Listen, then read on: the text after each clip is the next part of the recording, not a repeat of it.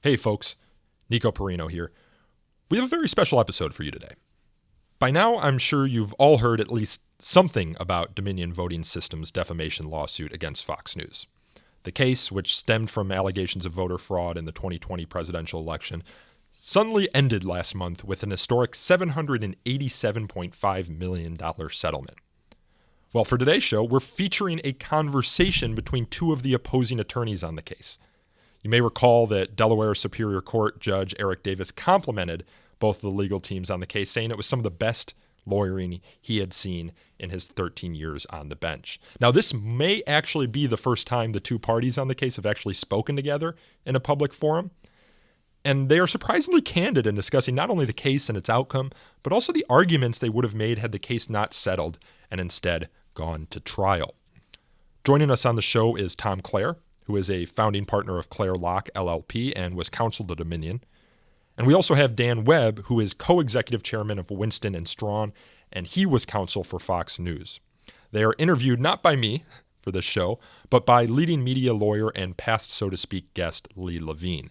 And after Lee's interview, Tom and Dan take questions from participants in the First Amendment Salon, which hosted this conversation on May 9th and was generous enough to let us use it for a, so to speak, podcast episode. Now, I don't think the Fox Dominion case needs much setup. It was headline news for months, and we covered it on a past show, so I'm going to try and get out of the way and let Lee tee it up with Tom and Dan. But before I do, I just want to make a note that you may hear some periodic background noises while Tom in particular is talking. The conversation was a mix of in-person and virtual participants, and sometimes shuffling and other noises made by the virtual participants were broadcast through the speakers in DC, where our microphones were set up. We did our best to minimize the disruption throughout the show, and now, with that out of the way, I am going to turn it over to Lee for his conversation with Tom Clare and Dan Webb. Freedom of speech. Fundamental rights. Freedom of conscience. Academic freedom. Freedom of press. And the right to listen. You're listening to So to Speak, the Free Speech Podcast, brought to you by FIRE, the Foundation for Individual Rights and Expression. So I am going to assume that everybody in this audience knows the background of this case, or else you wouldn't have come. So we're not going to spend a lot of time talking about that.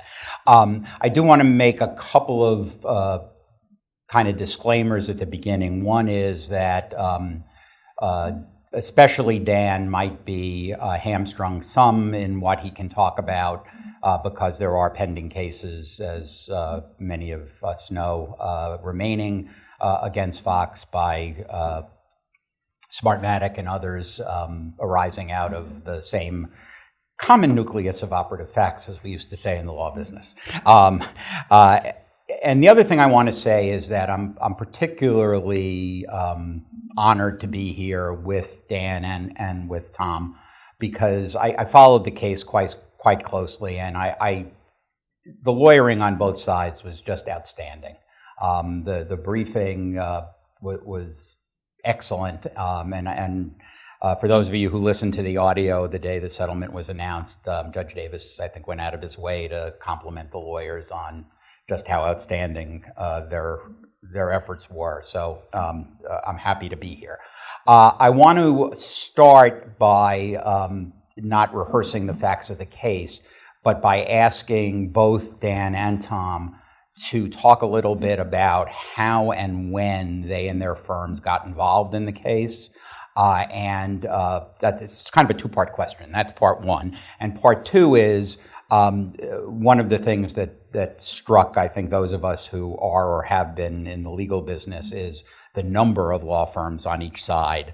And I was wondering if you could each speak a little bit about how responsibility was divided up and how you made that work. So why don't we start with you, Tom?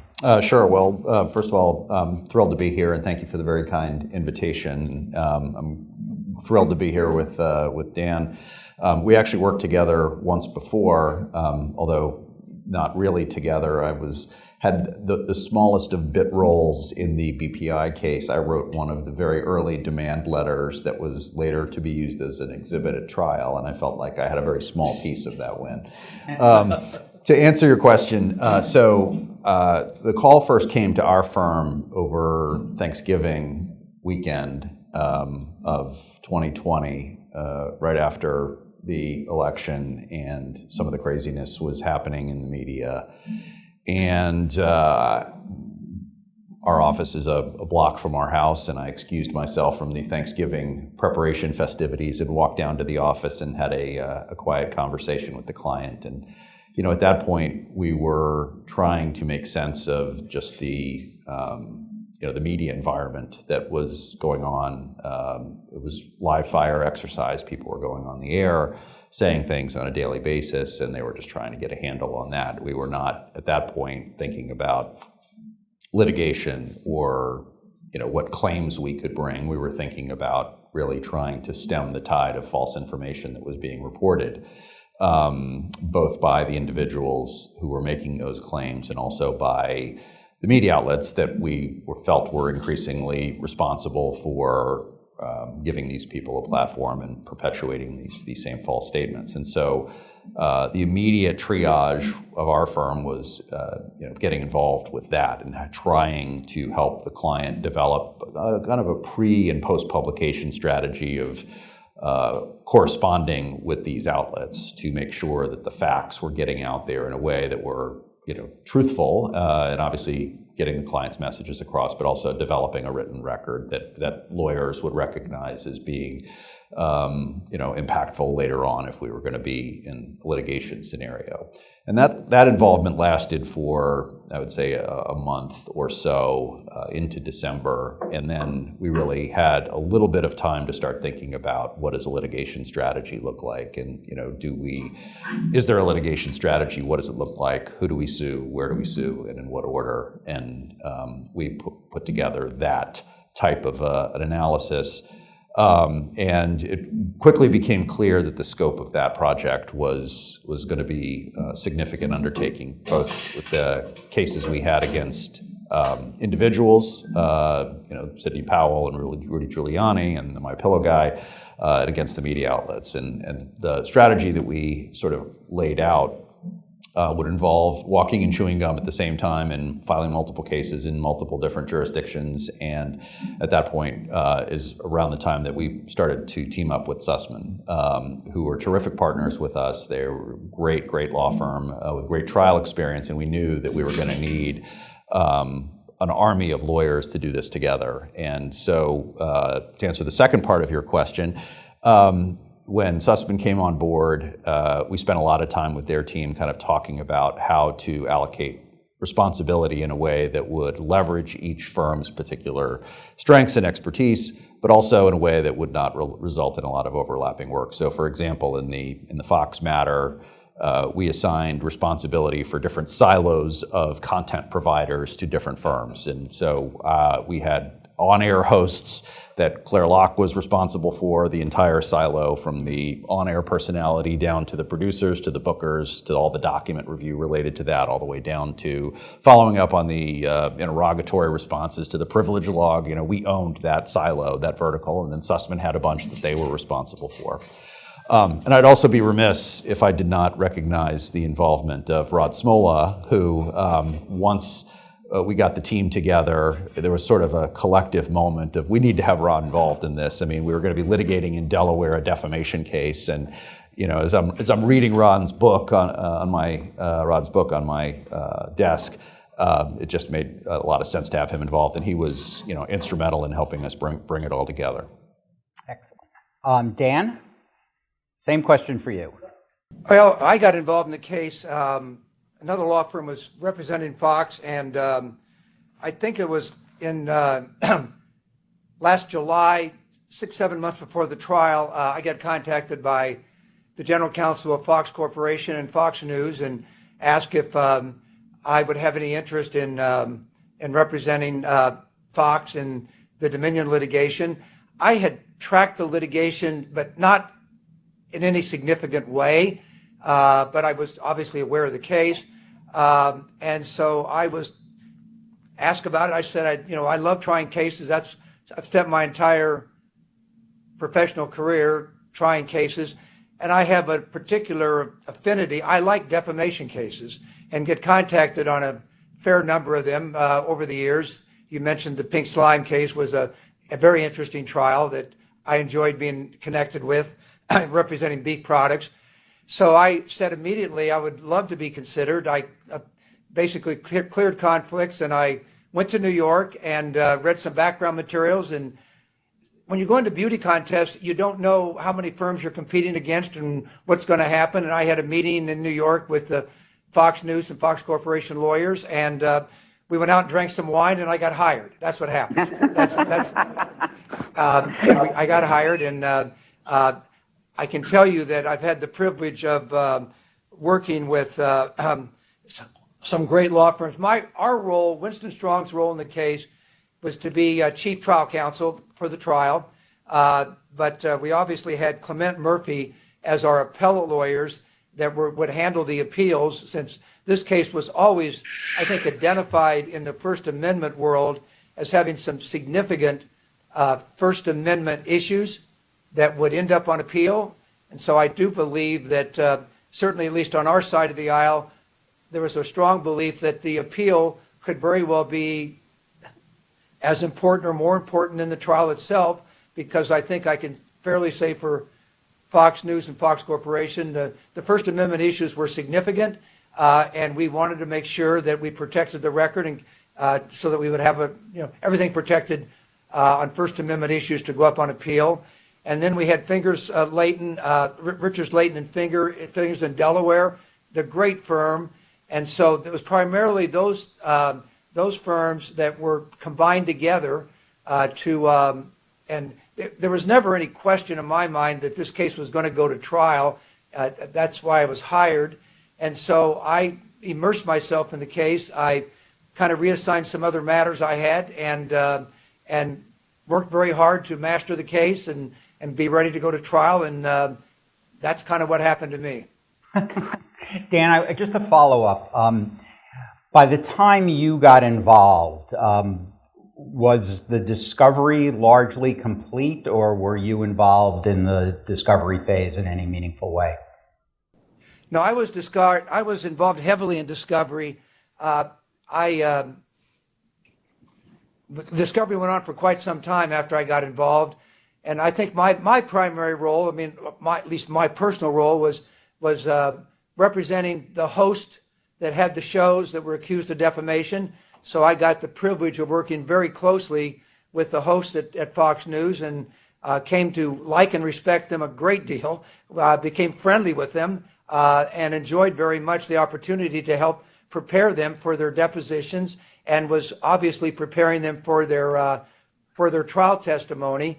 So no, my firm got thrown in with, there was a lot left to be done on discovery and developing the trial plan, doing things like jury research, et cetera. So I clearly, I came in, let's say midstream. There was a lot going on in this case that was crammed into the last 7 or 8 months before the trial. Got it. Was document production already complete by the time you got involved? No, that went on and on and on and on. Okay.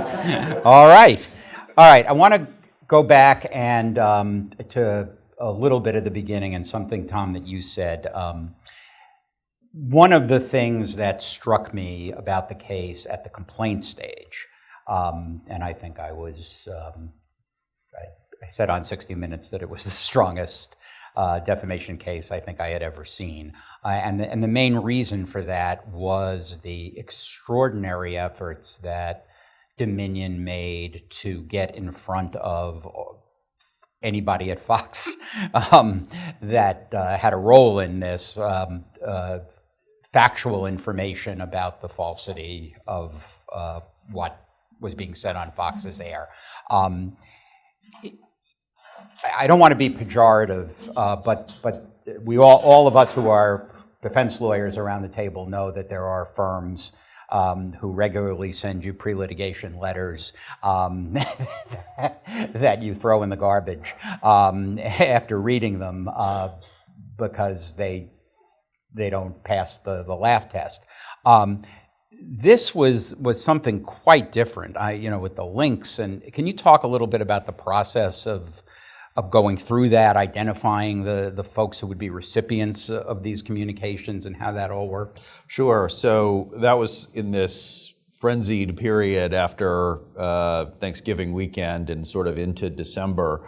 And some of this work had already started before our involvement. I'd have to recognize Mitch Langberg at the Brownstein Hyatt firm that was involved in representing Dominion even before the election on a whole range of regulatory issues. And Mitch, does defamation work. He knows how to draft those letters, and he had sent what would be a pretty standard but effective demand letter to the Fox law folks very, very early on. It was one of the first stakes in the ground about kind of putting them on notice of some of the facts that were known at that time.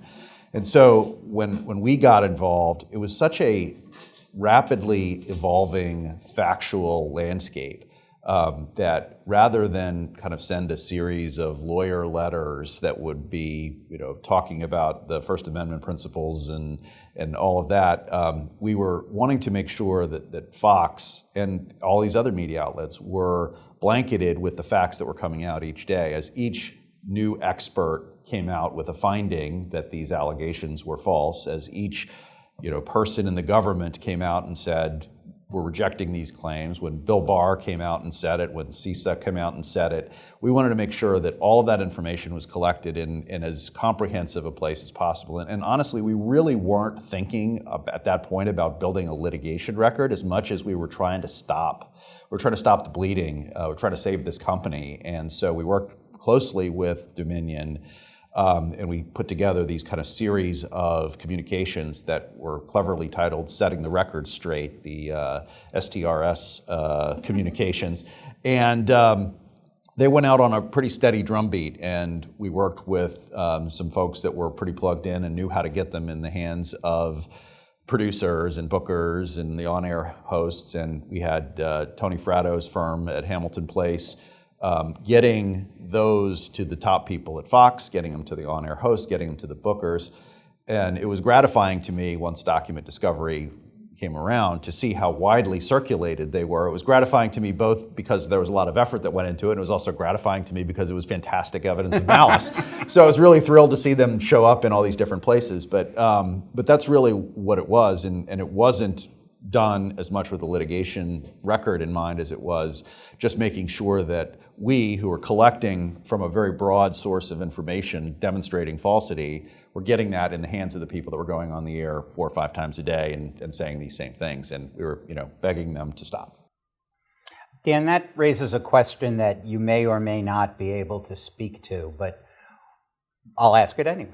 One of the differences, I guess, between how Fox treated Dominion and how Fox treated Smartmatic was that very, I will say, you can disagree, odd point when on the hosts of the three programs that Smartmatic sued about, the hosts introduced these prepackaged interviews with an election security expert who went through all of the allegations that had been made about Smartmatic on Fox's air and said, no, that's false, that's false, that's false. Why didn't Fox do anything similar for Dominion? Well, by the way, I should say, I actually don't know anything about that Smartmatic case. When I got hired only on Dominion. And so I've had, literally no connection or involvement with Smartmatic. So I really have not tracked what happened on the Smartmatic case. So I'm not sure I can answer your question. I just don't know what happened on Smartmatic. I have no knowledge about it at all. I apologize. I just don't. Oh, that's fine. I just thought I'd ask. Okay. Dan, I'm going to skip around here to things that just happen to interest me, and you all will get a chance to ask questions later as well. So, one of the things that I tried to put myself in your shoes as the case was proceeding to the run-up to trial, and the judge was issuing summary judgment rulings and issuing rulings on motions in limine.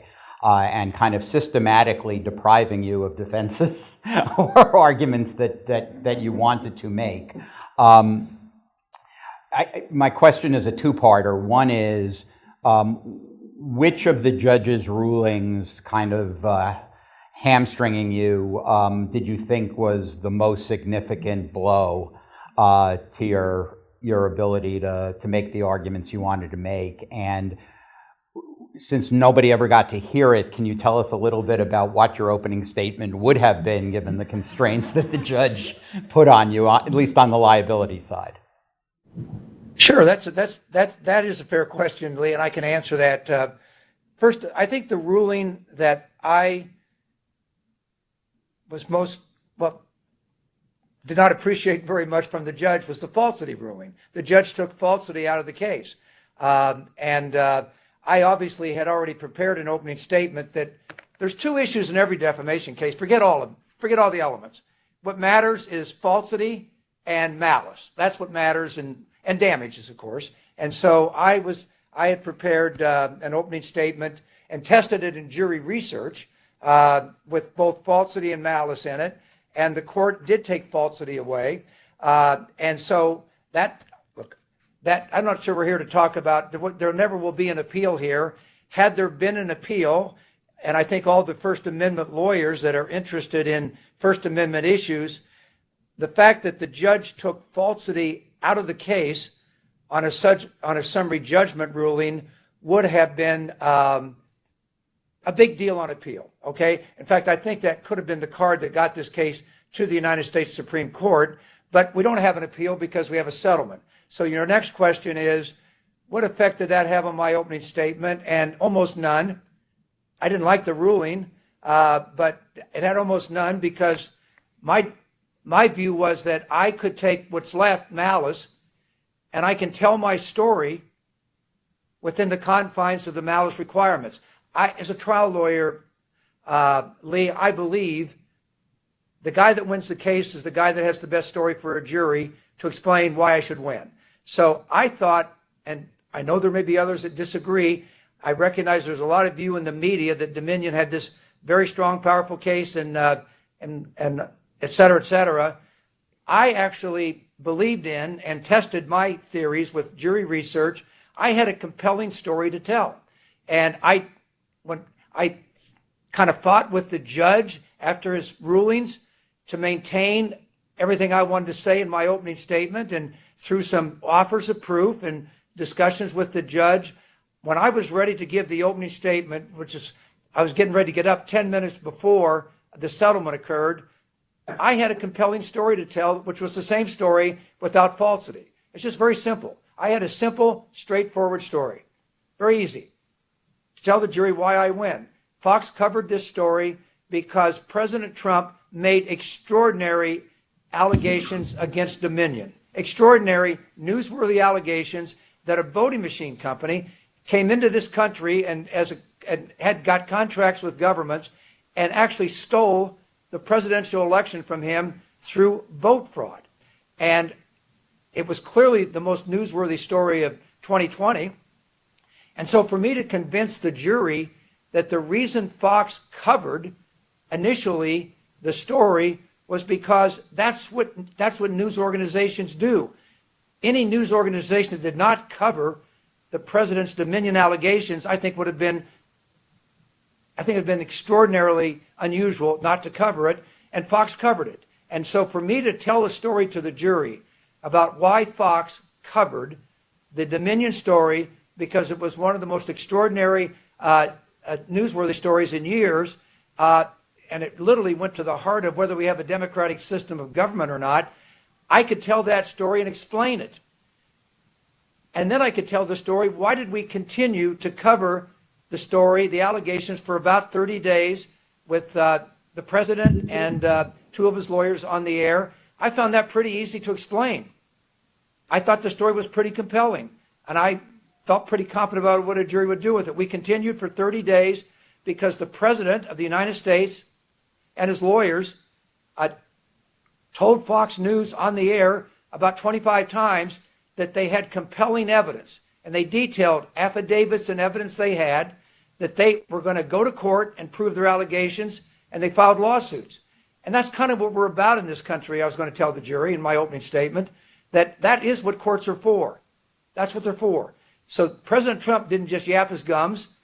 He actually hired good lawyers, went to court, and filed lawsuits, and explained over the next 30 days how much evidence they had to prove their case.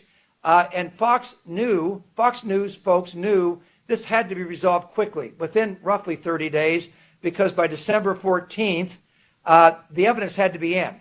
And so Fox News continued to cover the president's Dominion allegations for a short period of time, for about 30 days, because they believed that one way or the other, whether the president's allegations were true or false, would be established in a court of law, and then we'd have the answer.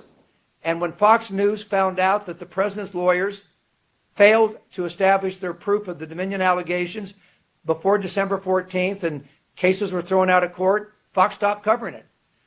So basically, that story that I just said, which is simple, easy, and straightforward, I thought I could ride to the OK Corral on that horse and eventually convince a jury that I had a good case. Now, I've obviously simplified it here, and I'm not minimizing the complexities of the First Amendment. And by the way, was I going to clothe this case in the First Amendment? Yes. The New York Times malice case is because of the First Amendment. We were only litigating one issue in this case, malice and damages. And so I was obviously in my opening statement was going to explain to the jury that the reason this malice thing is on the screen here, and that these requirements of having to know it's false or reckless disregard of the truth, those are there because of the First Amendment. So yes, I was going to try to clothe the case in the First Amendment and tell a simple story to explain why Fox covered it initially and why Fox continued to cover it. And I felt pretty comfortable with that storyline. That story really didn't change from the time that the summary judgment ruling came in. I managed to maintain most of it. There were some frills that I had to give up because of some of the judge's rulings on falsity and other issues. The neutral doctrine got taken away from me with the summary judgment rulings, and the fair report doctrine was taken away. Those issues would have ended up on appeal. But so I wasn't going to get a jury instruction that basically said if these allegations were newsworthy, then Fox could report them on the air, and even if the Fox host were skeptical of them or even believed they were not true, there'd be an instruction that says that would be okay based on the law of some Second Circuit cases. That was taken away by the court, so obviously I did not argue that. But otherwise, basically, my story, I just took the shoe and fit in the evidence under all of it under malice and left out falsity, to answer your question. Thank you. I want to just follow up, and then I'll go to Tom. But what you just said, I think, is a story about motive. It is why Fox did what it did. How are you going to tie that into the issue of the state of mind of the relevant people with respect to truth or falsity once the judge took neutral reportage away from you? How are you going to deal with things like the brain room communications and the things I was just talking about with Tom, the communications from Dominion to Fox setting out facts? Well, as far as malice is concerned, in simple terms, I think if the jury felt that Fox acted reasonably during this time period of why they covered the story, remember, Dominion contended Fox, the motive to cover this story is that Fox had lost some Trump viewers because of the Arizona call on November 3rd. And that was so Dominion had a motive theory that I wanted to put on center stage and knock it down, because I thought the evidence was overwhelming. That was not because of anything about the Arizona call, which, by the way, turned out to be factually correct at the end of the day, but that I wanted to knock down the motive that that Dominion, as the party of the burden of proof, was going to put out there that my motive, Fox's motive, was to cover it because it was so extraordinarily newsworthy, you had to cover it. That's what news people do, and they continue to cover it for that period of time. I thought if you showed the jury were reasonable, that will help defend on malice. And all of my hosts were going to go on the stand and explain to the jury that under malice, they basically were going to testify. They had no way to know one way or the other whether President Trump's allegations were true or false, because unless they got a hold of the voting machines, they could do a forensic exam. They would not know. Unless the government was doing some investigation, they wouldn't know. But they did know that within 30 days, this evidence that Trump said he had to go in front of a judge, and then they would know. And I thought that story negated malice, okay, that we were acting in a reasonable way, and that if you act reasonably, you don't have malice. And of course, all the Fox hosts were going to explain in some detail what their state of mind was. Each one of them had a little different state of mind, okay? But when it cut down to the core, each one would tell the jury, look, I didn't know for sure one way or the other. I had the president over here, as the president of the United States, asserting 25 times with lawyers they had the evidence and describing it, and they were going to prove it in court. Then I had over here Dominion insisting that they were innocent and that they had not in any way engaged in vote fraud.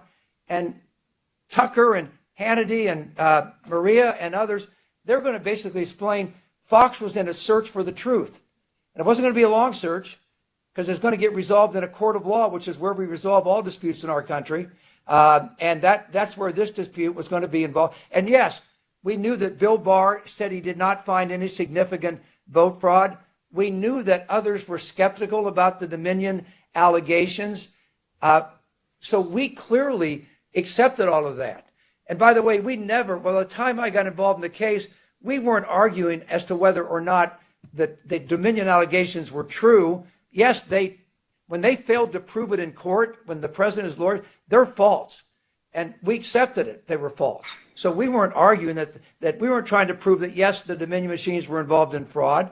But I was going to tell the jury that we covered this with a degree of reasonableness that I thought was pretty extraordinary. And then the moment it turned out that they failed in court, we stopped, because when the court answered the question that we didn't know about, I believe that, if you will, position articulated through credible witnesses for a period of 5 or 6 weeks.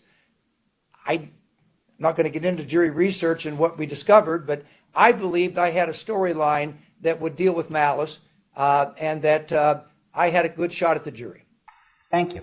Tom, I'm going to give you a chance to respond to any of that you'd like, including what portions of that you would have gotten up and objected to during opening statements. But I also want you to talk about, I want to kind of focus for a minute as well on the state of mind issue. And one of the things that I thought that was quite significant about the judge's summary judgment ruling was that he essentially punted on the issue of who within the Fox hierarchy's state of mind was relevant, which I read as saying it all came in and it was up to the jury to decide which of it was relevant, which if I was in your shoes, I would have thought was a very good development.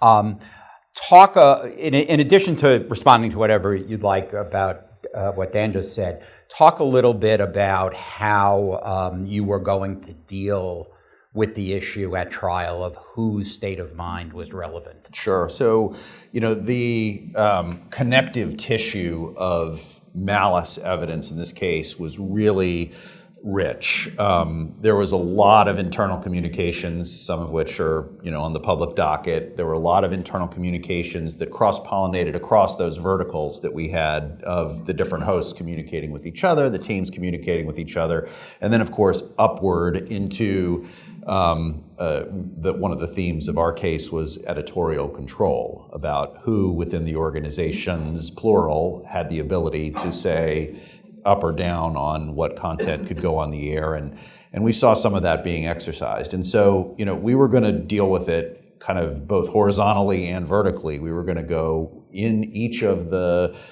channels for each one of the statements, because we knew we were going to be held to our proof on state of mind, and we were going to show how the knowledge of falsity, the things that were coming out publicly, the things that Dominion were putting in front of Fox people, the things that the Fox people were discovering on their own that we saw in their communications, and all of those things, how it percolated up to the people that were actually making the statements. And that was, of course, kind of the block and tackling of a malice case, but then also showing how the editorial control, how people higher up on the food chain were also being made aware of those same facts and making decisions, or in some cases not making decisions about the content that was going to go on the air. And so we had a lot to work with, both kind of at the host and producer level, but also higher up in the food chain. And we thought that was relevant to a couple of things, not just the malice requirement, if the judge disagreed with us about where that would be relevant. And to be candid, I did think that the judge's summary judgment ruling didn't give us either Dan or our team a roadmap on whose knowledge was going to be relevant. Fully expected that issue would become more clear during trial. Once the judge heard the evidence, I would imagine there would have been a lot more argument on that, especially as we worked on jury instructions. And so we were planning to try the case with kind of the full range of instructions in mind, saying that no, we satisfy the actual malice burden with the actual speakers of the false statements, in order to make sure that we were touching that base and not just relying on kind of a bunch of bad internal documents, but we were blocking and trying to get each one of the statements tied to the overwhelming amount of malice evidence that we had. So that's, we were surgical in our approach. The other issues that we thought some of that was relevant to is, obviously punitive damages. We felt this was a very compelling case for punitives, and in order to do that, we wanted to demonstrate the knowledge and the control, the ability to actually have stopped this, or the decision to perpetuate it being made at the highest levels of the organization, where we felt the jury would be more interested in punitive damages. And so we had alternate theories for why this evidence came in. But also, we had to deal with the two different entities. We had Fox News and Fox Corp, and wanted to make sure that we were showing how this information was jumping the fence into that other organization. If I could transition briefly, just to respond to some of what Dan said. In some ways, we were really hoping that they were going to try to put on a truth case. Our view was that given the overwhelming evidence that we had and put in our summary judgment motion, that the putting on a case that these allegations were true would allow us to make the point to the jury, ladies and gentlemen, they still don't get it, and that's why we're here. They still don't get it. The evidence of malice, the evidence of intent to harm, the requirement for punitive damages played out in front of you over the last 6 weeks. And so we were in some ways hopeful for that. The flip side of that is we got an excellent ruling on falsity from the judge who spent a ton of time going through the evidence that we had put out, and gave us a line in his order that I was very proud of, and said, the evidence developed in this civil proceeding demonstrates that it is crystal clear that none of the statements, all caps. Relating to Dominion about the 2020 decision are true. And honestly, when we're representing plaintiffs in these cases, and you think about what is your client's objective. As much fun as it would have been to try that case, and we had experts and business people who could very easily come on and explain why these allegations were demonstrably false. One of our client's objectives, one of their principal objectives, was to get a ruling in the Fox case that the statements were false. And that statement by Judge Davis checked that box for us, and that was one of the things that I'd say allowed us to be in a position where a resolution was possible, because without it, we would have needed a statement from a jury saying that these allegations were false, and we were prepared to do it, fully prepared to do it, but it was important to the company, I would say of paramount importance, that we got that finding of falsity. I want to also respond to something that Dan said about the argument that he was intending to put forward, and it was evident from the discovery and from the briefing about why Fox was covering this. And I think a lot of the argument that he just so clearly laid out is sort of, why was Fox talking about this? And for us, the issue was not why Fox was talking about it, was how Fox covered this. It wasn't why Fox was talking about these allegations, but how. Through the endorsement of their on-air hosts who endorsed the claims and didn't just simply report on court allegations. We'll come back to that in a minute. No pressure testing, not fact-checked in a meaningful way. When the promises of evidence that were being made fell short time and time and time and time again, yet they continued to go on the air again and again and again. And, there's a reason why Fox and OAN and Newsmax are the news outlets that we sued. And there's a reason why other news outlets that covered these same issues didn't get sued. They were getting presented with the same set of facts, but it was the manner in which they covered them. There was a manner in which these allegations, these statements, could have been responsibly covered. And part of our case was going to be to say, you can respond, you can talk about these issues. This is not some verboten topic that you can't talk about the statements that are being made about voting machine election fraud, but it's how you did it. And we had such great examples of the, in our view, reckless and irresponsible way it was being covered. The Lou Dobbs tweet, "This is a cyber Pearl Harbor." That's what was being said in December. That is, in our view, not a responsible way to be covering allegations for which there was no evidence, for which so many experts had come out and said were false and that there was no evidence. And that's the reason why Fox and these other outlets got sued, is because they covered it in that particular manner. The issue about the cases, the lawsuits that were supposedly dealing with this is, I think, one of the things that I, mostly at cocktail parties, heard about people who knew not much about the case, was they'd say, well, isn't in fact the president making these allegations in court, and isn't that, is there some basis to cover that? And the answer is really no. The Dominion allegations, the allegations that form the basis of the statements we sued on, we're very careful about the statements that we sued on and the ones that we didn't, with this in mind.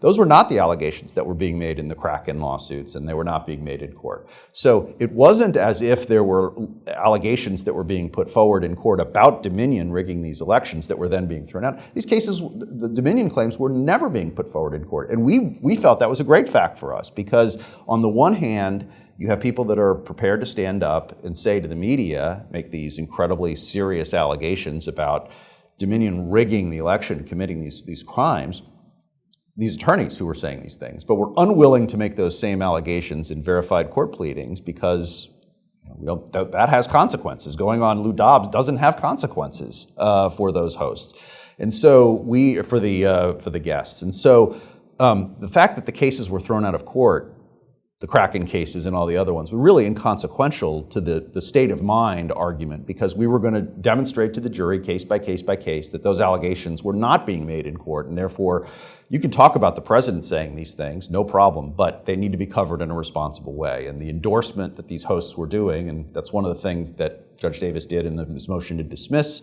argument, and kind of green-lighting that theory that the hosts' own statements about what their guests were talking about allowed us to make that argument. That's sort of the way we approach truth. But I guess I'd kind of end where I started, in that I had very mixed feelings about that ruling, because on the one hand, I was extraordinarily happy that we checked that box for the client. But on the other hand, it would have been a lot of fun to stand up and make that argument that, they still don't get it. Dan, the judge appeared to give you some difficulty on the issue of not just did you have the right to repeat or to put Giuliani and Powell on the air because what they were saying was newsworthy, which we've already talked about, but he seemed to be, as trial approached and he was dealing with the motions in limine, he appeared to be pretty clear that he was not going to let you say, we didn't say it, they said it, we were just covering it because it was, it was important to the most important issue that was going on at the time. How did you prepare to deal with that notion that you were being essentially held responsible for what Giuliani and Powell said? That's a great question, and I'm going to answer it directly in two ways. First of all, you're right. After the summary judgment ruling and after some of the motions in limine, as we were getting ready to go to trial, obviously the first thing I have to do is get up and give an opening statement. I started talking to the judge about what I can and can't do because, look, as a trial lawyer, I am going to follow the damn rules, okay? I need to know what the guidelines are, and I'm going to follow them. And I actually made, which I often don't do, I didn't just make an oral offer of proof. I filed a detailed written offer of proof, and I told everything I just told you that was my storyline about newsworthiness, about how long we covered it for 30 days, the court proceeding. I broke these down into 5 different points that I was going to use in my opening statement, and I did a mother may I. I asked the judge, I said, I want to make sure I can do this. And I got some rulings. There were sometimes I thought a little vagueness about the rulings, but he gave me some guidance, and I told him I was going to follow them. And the day of the opening statement, the night before, I turned over my slides. Dominion made a lot of objections to my slides that I was going to violate the court's orders on what I could argue.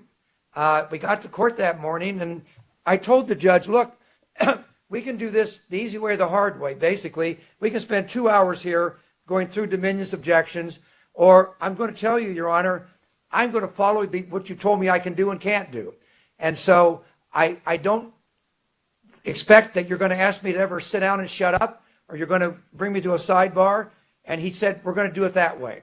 Mr. Webb can get up and give his argument, and I was going to follow what I thought were the rulings he gave me, and I had believed that he was not going to, that what I just told you, what I just summarized for you in a very broad cloth, I was going to tell the jury in my opening statement, which I believe I had a right to do within the confines of malice. However, this falsity issue, because I know this is a First Amendment seminar, I'm curious because,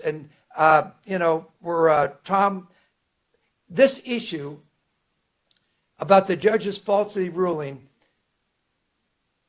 this is maybe my question to all of you is more knowledgeable than I am about the First Amendment. Obviously, one of the elements of defamation is that it has to be proven that Fox itself made a false statement that's defamation of Dominion, that Fox has to make a false statement of fact. No one, I don't think, disputes that. However, part of my defense was that Fox didn't actually make any false statements. Fox did have Sidney Powell and Rudy Giuliani on the air. They did explain the president's Dominion allegations. We did not adopt those allegations. We did not make those allegations. Fox News did not do any internal investigation that it got a hold of the machines and did a forensic exam. We had no way to do that. And so we at Fox, the hosts are going to testify. You go through the transcripts line by line, page by page. Fox was being careful not to adopt the allegations because the hosts weren't sure one way or the other. So then you could argue on the fringes about whether we adopted some, and we could see what would happen at trial. But basically, I presented that position during the case. The judge's ruling, which I think is a profound First Amendment issue, is that the judge's ruling, when you cut through it, is that if someone makes an allegation and a news outlet in good faith covers it and puts and gives them a platform to make the allegation, even if they don't adopt the allegation or make the allegation themselves, if they give them the platform, they can be liable for making a false statement. And I think that's a profound First Amendment issue. And a hypothetical that I've used in private discussions is that if a state's attorney were to indict a mayor for bribery, indict him, that's an allegation. So broadcaster goes on the air and brings on the state's attorney and lets the state's attorney explain his allegation that Mayor Jones took a bribe. The case goes to trial. Jury finds not guilty. So as far as I'm concerned, that means that that statement is false. The statement is false. Does that mean that the media outlets that had the state's attorney on the air, that let the state's attorney, just because Fox was a platform for Sidney Powell and Rudy Giuliani and the president to make their allegations and to find out what their evidence was and to grill them about what their evidence was, does that make Fox guilty of making a false statement? Because I believe that's essentially what the ruling is of the judge on falsity, and I think that has profound First Amendment issues on the issue of falsity. I'm curious about what others, Tom, I'll go with you. I know, Lee, I'm not supposed to be quizzing you. Okay? Take it over my role. No, that's fine. No, I'm going to say, because we're going to get into the Q&A portion in a minute, and I'd be happy to have anybody around the table here or in New York speak to Dan's point. But I will say, I wanted, before I turn over the mic to Seth again, I do want to ask one question about damages. Before I do that, I do want to say, Dan, I think you are right that in the run-up to trial, there was a lot of discussion both in the briefs and in the media about whether Fox could reasonably be held to have endorsed what Giuliani and Powell were saying in a manner that negated the neutral reportage doctrine, even if it had applied. But I did understand the judge to go much further than that in the rulings on the motion in limine and saying that I read him to say you are responsible for it, period, whether you endorsed it or not, which I do agree with you raises some serious First Amendment issues. I want to switch just for a minute and talk about damages in two ways, and I'll let Tom go first and then Dan. One is I'm interested in how the trial was going to unfold with respect to damages. Firstly, was it going to be bifurcated? Was there going to be a liability phase and a damages phase? And was there going to be a liability, non-punitive damages phase and then a punitive damages phase? Was there any discussion of how that was going to be whacked up? And then second, and this is a question I think mostly for Tom, we all know that from reading about it in the press beforehand that you all were going to come to trial with experts and testimony to support a very large damages figure, and that Dan, you were prepared to cross-examine those people and try to show that the actual damages number was much lower. In a defamation case where actual malice is proven, which it would have been by definition here if you got to damages, you would be entitled to presume damages as well. So in addition to talking about at what point the damages analysis was going to, or the damages evidence was going to come into the case, both on actuals and punitives, how are you going to deal with the fact that you were on the one hand entitled to presume damages, but on the other hand, you wanted to prove up all of this actual dollar figure? Yeah, it's a great question. So the really, in terms of just the nuts and bolts of it, the damages piece of our case, the compensatory damage piece of our case was going to be in line with all the liability-based evidence. There was not going to be a bifurcation. It wasn't going to be a separate set of proceeding. We were going to weave into our trial presentation different elements of damage, which I'm going to come back to in a second, kind of culminating with some of the expert testimony that we had on the financial issues that we were going to put forward our actual. In terms of the question about kind of thematically, how do we think about presumed damages versus proving it up? This is really hard stuff to get your head wrapped around. This company and the testimony that we were going to offer from the representatives of the company around the country, the folks that were interacting with the election officials and who were understanding the enormous impact it had, and the impact that it had on the people, the men and women of Dominion who were on the front lines and taking horrendous personal abuse as a result of what was being said on the airwaves. It's kind of hard to kind of put your head wrapped around what the presumed damages would look like given that. And a complication for us, one that we were going to overcome with a carefully curated trial presentation, was the nature of this industry. These are long-term relationships that exist between these counties that use election voting technology and the Dominions of the world, and they're very cyclical. Once a county makes a massive investment in this infrastructure, there are a lot of barriers to entry for other competitors to come in and try to unseat the incumbent. The contract cycles are long, the RFP cycles are long, and so the entrenched business that Dominion had in some of these counties had no long-term viability as a result of these statements that had been made. I mean, we would have put on evidence that they were not being invited to participate, being disqualified on the outset from participating in RFPs for counties that they had provided services to for the entire length of the company. They were just not even being invited to participate. Now that RFP may be for technology that's 3, 4, 5 years out, because that they have to do that the provisioning process that far in advance.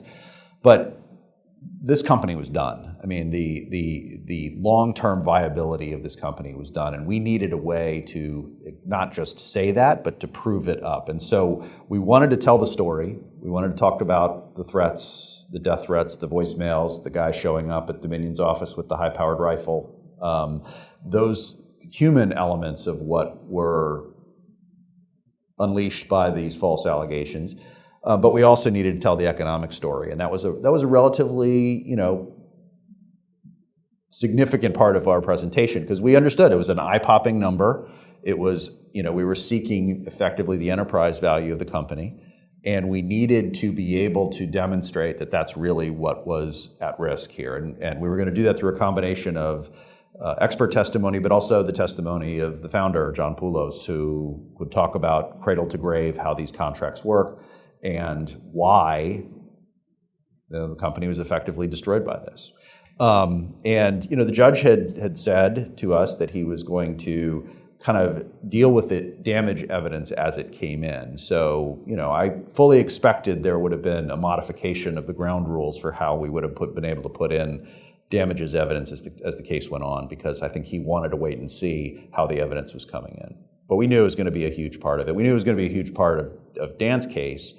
The two things that we perceived from what we were reading and what Dan was telling us was it was going to be all about newsworthiness, and it was going to be all about damages. Those were going to be the two things.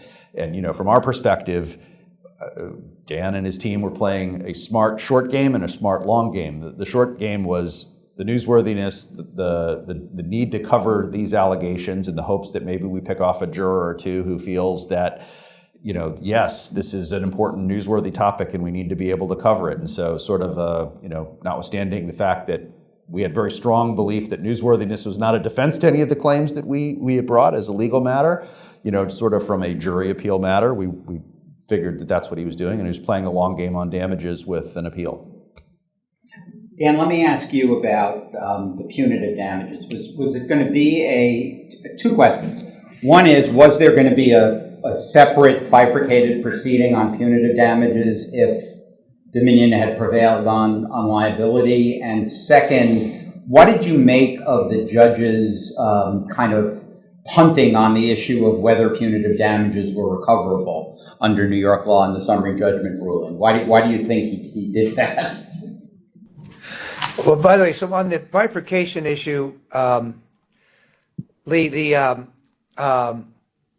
under Delaware law, unlike I could in other states, I was never going to be able to say we're going to have two trials. We're going to have trial one where we're going to litigate we're going to litigate compensatory damages, and we're going to litigate liability we're going to litigate compensatory damages, and the jury's going to answer the question about entitlement, the entitlement question, but then that's trial one, and if they answer the entitlement question yes, you have trial two with another jury that gets the evidence of basically that satisfies punitive damages.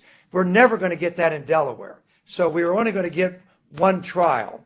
And so we filed a motion on this. Our plan was the best we could do is we were going to have a trial on liability, compensatory damages. The jury would then answer the question on entitlement to punitive damages.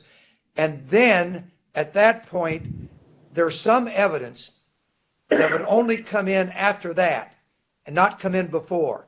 And that was primarily Fox's financial cash on hand, revenues. I had believed that evidence was going to run up punitive damages. And so I wanted to see if they did not answer the entitlement question, I didn't want the jury to hear that evidence. And so that was the form of bifurcation. But the judge had not ruled on that yet. So he just hadn't ruled. And by the way, Tom is absolutely correct. We both sides knew that damages was going to be a big focus of this case. Look, as a trial lawyer, I lecture on this and that as a plaintiff's lawyer, which by the way, I much rather represent the plaintiff than the defendant. I love being a plaintiff. I started as a prosecutor. That's where my home is, and I don't get that a lot in the last 25 years. The fact is, I actually, Tom, thought your expert Hosfeld was kind of exposed on asking for $900 million for lost business value when he couldn't establish any government contracts were lost at all. On the other hand, I understood the long game and what could happen in the future, and I got all that. I had thought that maybe if I had something that might benefit me in front of a jury, I'm probably thinking about some research I did. If the jury thinks you've overvalued your case, that can be an issue. Okay, so we were going to have there's no question we were going to have a battle on damages, particularly the lost business value, which was a big component of their compensatory damages. So anyway, I don't know if I answered all your questions. I know you got some time limits here. Yeah, I had one other, and I can throw it to both of you, which is it was surprising to me, at least, that in the summary judgment ruling, the judge did not decide the issue of whether punitive damages were recoverable under New York law, given the vagueness of what the standard is. Do either of you have a view as to why he held out on that? I don't. I was. I also kind of raised my eyebrows a little bit at that, and I don't know why he did. I mean, this was a very careful judge throughout the proceeding. We were very, very lucky to have Judge Davis. The care and attention that he gave to everything that the parties filed, from the original complaint to the motion to dismiss, briefing and argument, to the summary judgment, to all the motions in limine, was really evident. And he was, I found him to be wisely incremental in some of his rulings and wanting to have a little bit more information to make sure that he would be addressing it in the context of sometimes more fully developed factual record. And so my surmise, and it's just surmise, is that some of those questions he wanted to continue to think about, maybe was going to ask for more briefing on, but also under the legal standard, but also kind of see what the evidence would support and what it wouldn't before having to make that more difficult decision. Dan, thoughts on that? Yeah, I agree with Tom. I don't know why the judge, I don't know, and I don't want to speculate on why he did that. So the answer is I don't know. Okay. Seth, I've gone over my time. Tell the folks what's going to happen now. So what's going to happen next is we're going to have Q&A. We're going to do a round robin this way, which is that we have three basically buckets of folks attending tonight. We have the folks here in DC, we have the folks in New York, and we have the folks who are remote. And we're going to basically go through each one. Lee, if you want to have a question here in DC, if you raise your hand, Lee will call on you. And then we're done with that question, we'll go to New York, and I think Joe is going Colin, whoever's in New York, can ask the question. And then when we get to the online, let me just say a word about this. This is the most complicated piece. You need to go into the menu, and there's a way to raise your virtual hand. Lisa, I may need a reminder on where that is. If you can help me, Lisa Trosnowski. Yeah, sure. So it's going to be at the bottom of their screen. They should see a hand icon. And if they don't see it there, they can right click next to their name and do it that way. And I see some people already have found it. So that's great. Okay, excellent. And so what's going to happen then is that Lisa will unmute whoever's going to ask the question, and they can ask the question, and we'll come back in DC and we'll lather, rinse, repeat, and do it again. All right.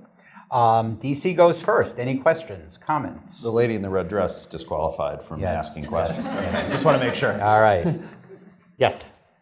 Do I need this thing? Okay. This is actually a question for Tom. I think it's, as you noted in the brief, when you filed your summary judgment brief, it's highly unusual for a plaintiff to move on actual malice. And, I think we took note of that. That's not something we see very often. And so I'm curious about the way you were thinking about that decision, whether it was driven by wanting to put evidence in the press, whether it was, a trial strategy. And I just thought it was an interesting decision. And I'm curious how you came to that decision. Yeah, I mean, it's a good question, and you see us filing summary judgment motions all the time, and Always say it's a question of fact. This was an extraordinary case in a lot of different ways. It was extraordinary in terms of the specific breadth of the allegations that we sued on. We made a decision not to sue on all the statements that were made about, for example, the vulnerability of electronic voting machines more generally. That's not something we needed to prove. But as it related to malice, as we got to the close of discovery, and after we had completed all these depositions, and we had seen all the internal documents, and we had gone up and sideways and across, this was an extraordinary case of where we believed that we could meet a summary judgment standard for demonstrating actual malice, and we thought we had a shot. We also thought that Dan would have a compelling argument that it was a factual question, and maybe the only factual question in the case, and so but we wanted to take our shot, and it was really just as simple as that. If there ever were a case where a judge would consider taking malice away from a jury, we thought that there was an adequate basis to do it. And I'll give you an example of one of the pieces of evidence that I found to be most compelling. Everybody talks about the text messages and things that have been made public, and that they are certainly unbelievably, extraordinarily fun actual malice evidence. In fact, I'm not sure, I'll ever see that type of evidence again. But one of the things... Say that again. Until next week. Exactly. But one of the things that we had in the case that we don't normally have, I'll give you Lou Dobbs as an example, right? His show was broadcast twice, once in the 5 o'clock hour and then once in the 7 o'clock hour. And that presented an extraordinary and unique opportunity to argue malice, because one of the things that Fox was saying in their papers was we had no idea what these people were going to say when they went on the air, and we pressed them, do you have evidence? And we would never have put them on the air if we'd known that their evidence was nothing. Well, this was a control experiment, right? We had the Lou Dobbs control experiment. It's they put Sidney Powell on at 5 o'clock. She said her crazy stuff without any evidence. They then knew that she had just said this crazy stuff without evidence, and they had a full hour to make changes, to edit, to put something else on the air, and they chose to rebroadcast it. They made an affirmative decision hey, we're going to rebroadcast this at 7 o'clock. And that we don't normally have that type of a fact pattern where, you have in the old days a morning edition of a newspaper and then all sorts of correspondence with Claire Locke and then an evening edition of the newspaper. We kind of had that here, and so we felt that it was worth taking a shot on malice. I guess it's less, clearly there was a lot. Clearly there was a lot there. I'm kind of curious about you said the client wanted a declaration of falsity, but it would have been fun to try and useful to have that evidence in trial. I'm sure, if you won on actual malice, then it gets taken away from the jury trial, which I'm sure some of that goes to your damages too. So I'm did you want to win that motion, I guess is the question. Did you were you whether you think you have a good one or not, is it better for you to lose that motion? Well, we thought we would, if we won that motion, or even if we didn't, we thought a lot of that same evidence was coming in on punitives and for damages. And so, it's also very powerful to be able to stand up and in response to what we would have anticipated Dan's opening statement to say is, ladies and gentlemen, the judge has already decided all of the major issues in this case, except for, this one, damages. It's, defamatory meaning, it's publishing, it's of concerning, it's blah, blah, blah, all the things. But we were happy either way. We were happy to put on the trial evidence, but we thought we would take a shot at it. New York. Hi, I'm Steve Battaglio from the Los Angeles Times. I cover the case and the trial. I wanted to ask Dan, I know that the strategy was going to be that the anchors were going to be on the stand and were going to say that they did not know that whether these allegations were true or not, and that's why they were presenting them. However, wasn't there a lot of evidence in discovery, such as Sean Hannity saying, I believe he said something to the effect of, I didn't believe any of it. And there were other texts as well from producers and people who were responsible for these broadcasts and what went on those broadcasts, where there was tremendous skepticism in terms of the veracity of these claims. Well, so I was kind of looking forward to the trial because I spent a lot of time working with the host, the 5 or 6 hosts that were going to be the main witnesses, and I felt pretty good about their test. Obviously prepared them for direct and cross, and so the proof would have been as far as what happened if we had tried the case for 6 weeks. But to answer your question, I believe each one of these hosts was going to give their own testimony as to what they actually thought when they first heard the president's Dominion allegations and what they thought over time. And basically, what they're going to test is that they honestly they're going to explain to the jury and look right in the jury and say, look, I had no way to know for certain whether the president and his lawyers had the evidence or did not have it. They said they had the evidence. They sometimes detailed the number of affidavits they had, and so they indicated to us that they had evidence, but I had to wait because I wanted to see what the courts did with it, because if the court said, you haven't proven it, then I know you haven't proven it, and we're going to stop covering it. And that's what most of them said. It was a search for their truth. They weren't saying that we were convinced it was true. They weren't saying they were convinced it's false. They were simply telling the jury that it was a search for the truth, and because they had filed these cases in court, why don't we wait to see what the court does with it and answer the question? Some of the hosts would explain that they had more skepticism than others did. Others had believed that because of the history of voting machines in this country, that there was some plausibility to the idea that these machines could be used for vote fraud. Good or bad, right or wrong, that's what they believed. And so it's not like I had all 6 hosts that were going to say the exact same thing in front of the jury. But as far as the legal definition of malice, whether they knew it was false, the answer is no. Whether they actually were acting in reckless disregard of the truth, no. But at the same time, we're not riding on the horse of Trump saying that we were certain about it but these lawyers, look, when Trump said, if he just was yapping his gums and said he made the allegations, this thing would have died in a day. It was because he said he was taking the cases to court. He hired litigators to go to court, and that they had the evidence. And they said it for 30 days they had the evidence, and detailed affidavits, whistleblower evidence that they had. That's what kept this story alive for 30 days in a reasonable way for journalists to want to cover it. But I will tell you, the host would have said they weren't sure that Trump was telling the truth. They just did not know, but they were going to wait to see what a court did with it. And my view that for malice, that story of what happened, which was the truth, made sense to me, that would show the jury that they were acting in a reasonable way in an irrational way and for a short period of time. This is not litigation that's going to go on for 6 months. It had to be done in 30 days because of the December 14th date. And so we would have known, but to answer your question is, yes, I realize there are documents out there that they would have to deal with on cross-examination. But I thought the fundamental testimony on malice by these 6 hosts, who I got to be very comfortable with, as far as their ability to communicate, tell the truth, and get across to the jury why they did it, I was pretty comfortable with that. And I thought it was going to play pretty well in Delaware. The gentleman in Washington, any response?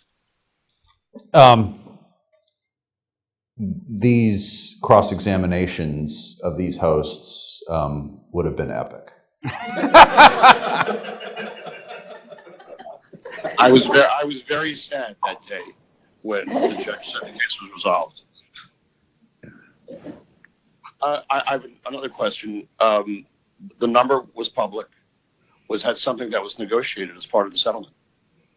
That making the number, that Dominion was able to make the number public. I'm not going to talk about actual discussions that led to the settlement. I don't think that's fair to the process. But it was important to Dominion that there be, in addition to a judicial finding of falsity, which I mentioned earlier, that there be some accountability. And I'll just leave it at that. Yeah, I'm not going to get into the settlement. I think that's something that was confidential. The settlement's not confidential. It's spread a record, and there it is, and you all have it. What went into the settlement discussions and how it all came about, I think you can all tell it happened fast. We were getting ready to give opening statements, so it wasn't like this thing had been planned out. It happened quick, and it was done. That's what happened. We've been writing that the settlement is the largest known one for a media case like this. However, nobody really knows what the BPI number was. Is it safe to say that this was higher than the BPI number? I think you're going to be successful in leaving today and not know. Why don't we move, Lisa, if we could, to our online participants. All right, Jess Bravin, you're up. A question actually about I see your correspondence continued after the settlement. I wanted to ask about this letter that Dan sent to Tom on May 5th, asking Tom to investigate how certain materials related to the case were published, and asking Tom to investigate whether he or his client were the source of these materials that ended up in the news media. My question for Tom is, did you conduct an investigation, and what are the results that Dan asked you to produce by May 8th? And my question for Dan is that after mounting this vigorous freedom of the press argument, isn't it a little rich to start trying to suppress news about one of those newsworthy events going on in the country? So I'm going to respect Dan with my response here. I've responded, our team has responded directly to Dan's letter, and we've addressed his request. We did an investigation. We concluded unequivocally that the leak of this information did not come from our client or our legal teams. And I would just say, off the record, not off the record, but outside of that correspondence, that the amount of leaks of other things that have come out of Fox in recent weeks since the settlement was announced gave us some pretty good circumstantial evidence about where this other material had leaked. We can't prove that, of course, but it certainly points in a different direction than Dominion and its legal team. And I'm also anxious to hear Dan's answer to your second question. Well, let me say this. By the way, I will say that I don't have any desire to comment on communications I have with the plaintiff's firm in this case. I built up a very good professional relationship with Tom's firm and with the Sussman Godfrey firm. And I communicate with them in a professional way. They communicate with me in a professional way. And I just not going to talk about why I send letters and why I do it. Okay, so DC, question, anybody? Jane. So I was doing a fair amount of punditry on this case as it was unfolding and got some pushback from people on both sides of the aisle in this. But I have a question that relates to the actual malice issue. Tom, you had made a comment about one of Lou Dobbs's statements to the effect that this was a cyber Pearl Harbor, I think was the term used. And I'm curious to know whether either of you think that there's an argument to be made that for pundits who are paid to be hyperbolic, who are paid to be outrageous, should there be protection for those kinds of comments? And should perhaps the measure of actual malice determining what it would be, is it different for a pundit than it is for a straight news reporter or commentator? Yeah, I mean, what the law should be, if I get to be king of the First Amendment world for a day and define the law, we would go way back further than the actual malice standard. But I'm trying to be careful in how I respond to respect confidential information. But I will just say that there was ample evidence that we intended to present at trial through testimony and documents that the audiences of these shows had a right to expect that they were getting accurate and truthful factual information from the people that they were tuning in to watch, and that was understood on the other side as a responsibility that they had and an expectation that viewers had that they were getting accurate and truthful information and that they were entitled to provide it. The cyber Pearl Harbor quote, it's obviously a very strong statement, but it informs the meaning of a lot of other statements that were made that, were less hyperbolic.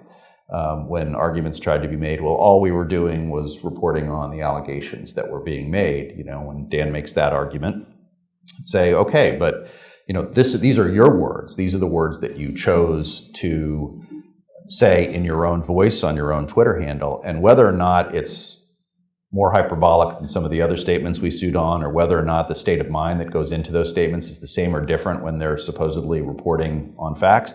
It informs the meaning. It informs the meaning that they were trying to get across. And so, these broadcasts were not just hyperbolic ranting about this. It was, I'm going to give you new information here today, the latest from Sidney Powell or Rudy Giuliani, or just my monologue about what's the latest information in the Dominion voting fraud scandal.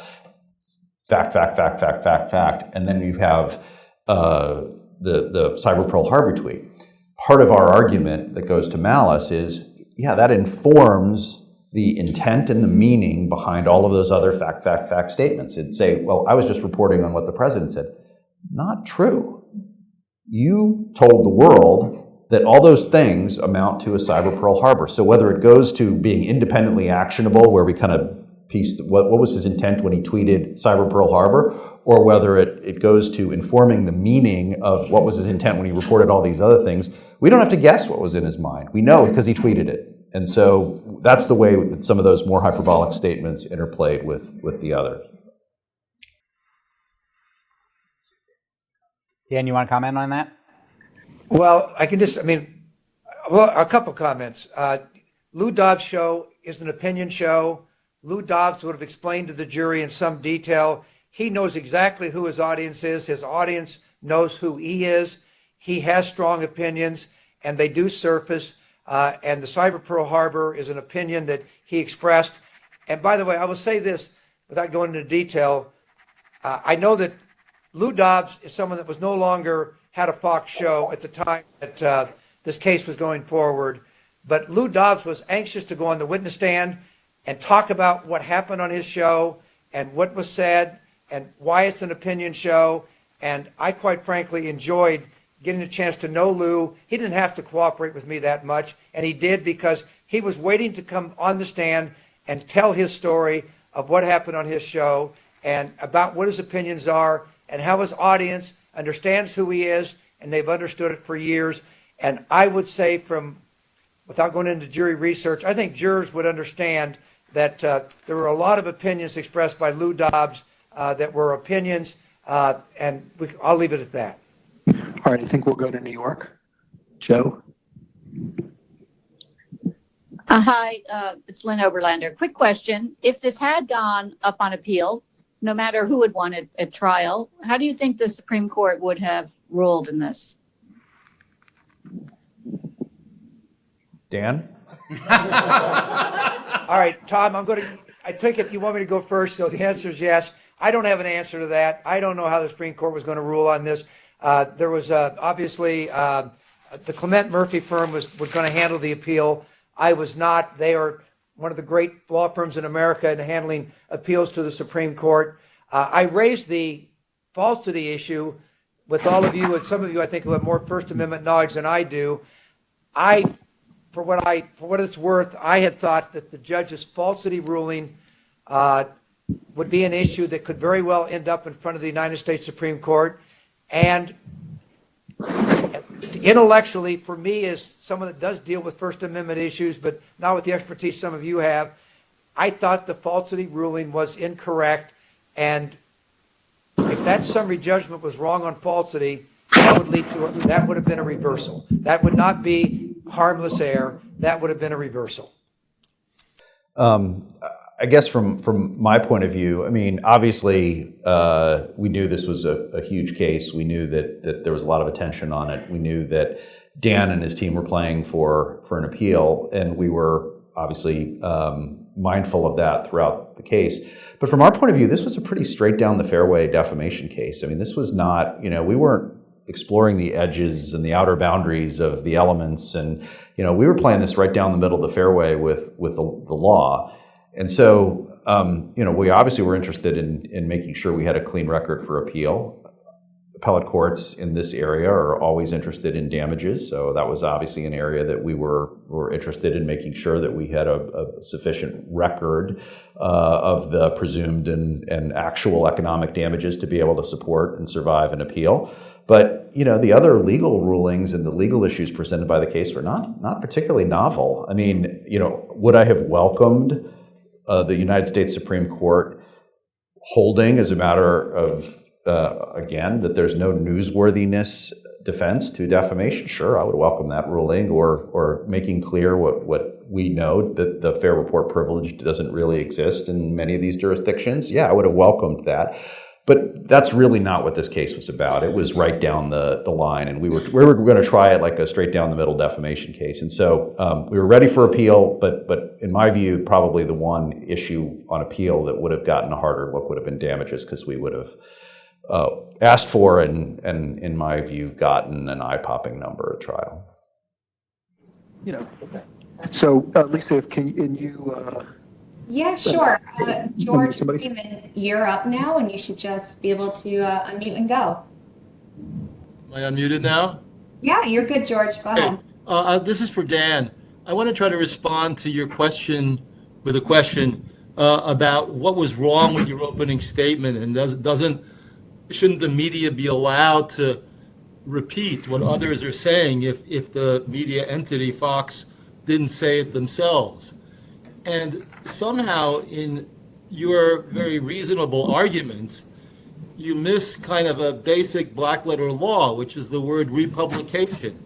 And the law has always been that the repeater of a speaker is as responsible for the substance of what he says than the original speaker himself.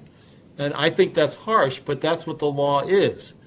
So you're bumping up against that. On the other hand, 47 years ago, a federal judge here in New York realized that this didn't make sense in a newsworthy context and came up with a privilege called the neutral reportage privilege, which kind of corrects that and says in certain occasions it is a defense where the statement you're repeating is newsworthy, which is really what your argument is. And it's what Fox has been saying from a PR point of view from day one in this case. So my question is, why didn't the legal team emphasize and make more of a point that neutral reportage ought to be recognized, which would have led, I think, to the jury deciding whether or not Fox endorsed the statements, which you say you could show they didn't, and presumably Tom would say that he could show that they did. But at least that's would have been the question. But you didn't, the legal team didn't really seem to push before the judge dismissed it, but on the earlier motions, didn't seem to push or talk about neutral reportage that much. Now, I'm aware that there's a New York case from 30 years ago in upstate New York in a mid-level appellate court that says New York doesn't recognize it, but it fits the facts of this case so well. I would have thought that a run up that ladder would be far more successful than trying to butt heads with this republication principle, which has been the law forever. Well, actually, I'm not question, sure if by I the way. understand. I'm sorry, I didn't mean to interrupt you. Did I interrupt your question? I apologize. No, I just say that was a question rather than a statement. But I just wonder how you would respond to that. Well, I didn't argue the summary judgment motion, but I was there for it. We clearly raised the neutral report doctrine with every ounce of credibility and persuasiveness that we had, and the judge ruled against us on summary judgment and took the case away on that issue. I wanted as much as I could have. It would have helped me go a long ways of winning this case if I got the neutral report instruction. The neutral report instruction would say that if we satisfied the neutral report requirement, it did not matter whether we believed it was true or false. It did not matter. Even if we believed it was false, we cannot be found liable if it's newsworthy. That would have been a mecca for us. We fought hard for it, and we lost because the judge ruled against us. I then had to shoehorn the newsworthiness under malice, but I couldn't argue what I wanted to argue, which was the neutral report instruction. If I had that neutral report instruction to argue at the trial, that would have had a profound impact on this case. But that was taken away by summary judgment. So when we talk here about the issues that would go up on appeal, I'm not minimizing the judge's summary judgment on the neutral report issue, but that was taken away from us. So I just want to end by responding to Lynn's question about what the Supreme Court would have done with this case. And although I suppose anything can happen, I am reasonably confident about two things. One is that if Fox had prevailed, the court would have taken the case and New York Times versus Sullivan would have been overruled. Second, if Dominion won the case, there is no way on earth the Supreme Court would have touched this case. And the fact that the general counsel of Fox Corporation, Viet Din, supposedly told his client that he was certain that the Supreme Court would take the case if Dominion won and rule in their favor is truly from another universe. And on that happy note. Justice Levine, thank you for that. I would like to just, if I could, ask one final question. Will the discovery materials in this case ever become public? I could not hear the question. I didn't hear the question. I was wondering if all of the discovery materials in this case will ever be made public. Other people than I get to make that decision. There are still some pending motions to address, some of the publicly filed material that was presented in a redacted form. I don't know how that's going to be taken up. Well, and I would also say that, yes, the judge still has some issues in front of him, so we're not going to speculate on that. And I might also comment that I've never had a case in 40 years where all the discovery became known after a settlement. I've never seen it happen. So that's life in the big city. Might we anticipate some leaks? Gentlemen, on that note, thank you so much, Tom, Dan, and Lee. This is exactly what the First Amendment salons were designed to do, and we so appreciate this. this exchange tonight, which, by the way, is going to be posted on the First Amendment Salon FIRE website when we have it. I also understand that Nico Perino at FIRE will have a podcast of this as well. So please, we'll keep you posted on that. And I can't think for our next salon, which is again on June 12th, a better topic than a book called Actual Malice, and that's with Professor Barbas. So please join us on June 12th. Meanwhile, New York, Washington, D.C., and everyone else, those out in the web world, thank you tonight for joining us. With that, we close.